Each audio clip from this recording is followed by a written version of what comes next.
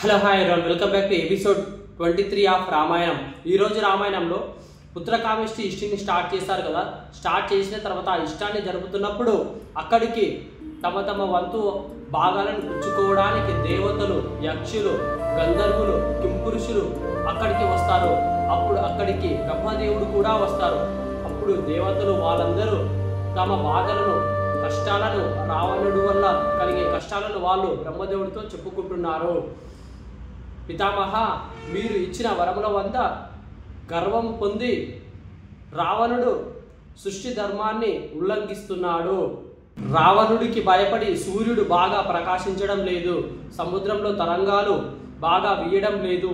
అలా ప్రతి ఒక్కరూ దిక్పాలకులు వాడి వల్ల భయపడుతున్నారు. యజ్ఞయాగాలు చేయడం లేదు, అసలు చెయ్యనీయటం లేదు. ఋషులను హింసిస్తున్నాడు, ప్రతి ఒక్కరిని బాధ పెడుతున్నారు.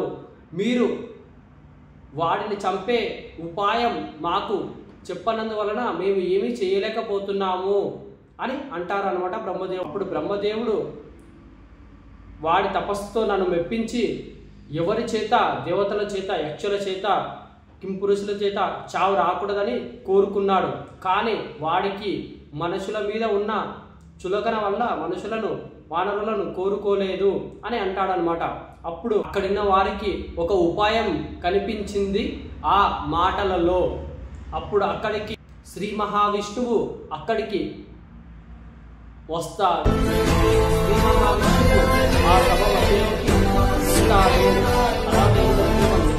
చూద్దాం.